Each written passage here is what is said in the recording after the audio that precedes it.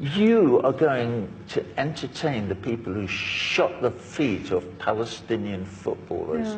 Yeah, there's two kids, 18-year-olds, they'd been to the local football stadium pitch to train, dreamed of playing at some point for Palestine, and some IDF soldiers decided to shoot. They shot one kid 7 times in one foot and 4 times in another. So obviously they'll never play soccer, but they'll never walk again. Oh, you know, I'm a musician, I just want to play my music. I don't want Roger Waters bullying me. What? They're shooting the fucking feet of 18-year-olds who want to play soccer. Don't talk to me about your freedom of speech. Pay attention.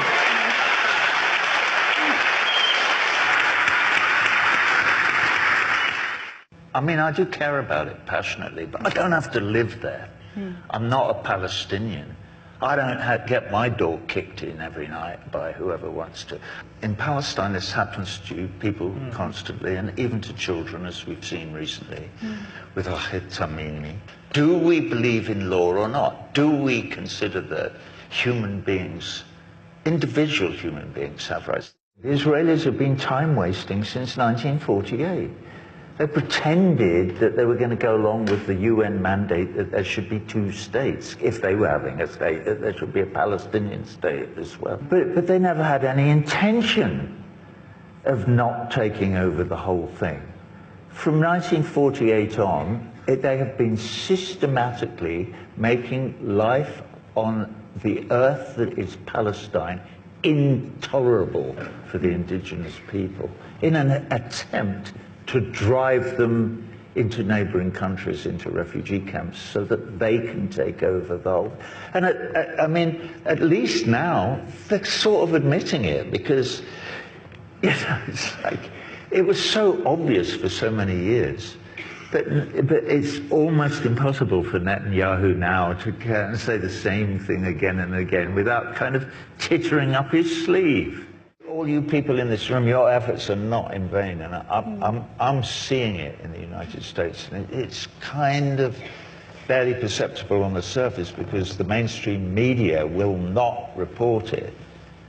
But I speak to lots of people and I hear it, and certainly in the Jewish community in the United States of America, support for Israel and its appalling colonialist policies and its racism and apartheid, the support for them is diminishing at a great rate, particularly amongst the young. Because this is a global effort, and it is really beginning to gain some purchase, and that makes me really happy. Ordinary people standing shoulder to shoulder with other ordinary people who may live 10,000 miles away, but who nevertheless we support and have sympathy with their predicament, and that is what makes us human.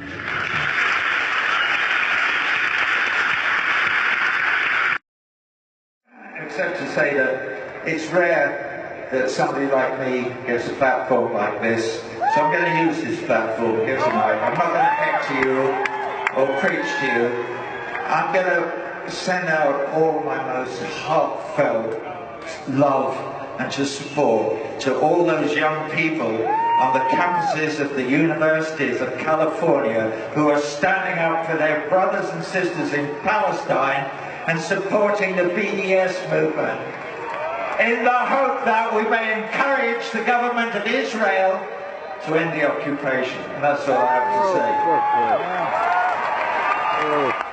Arrêtez de nous prendre pour des cons en prétendant que l'antisionisme et de l'antisémitisme nous savons faire la part des choses et notre revendication est claire.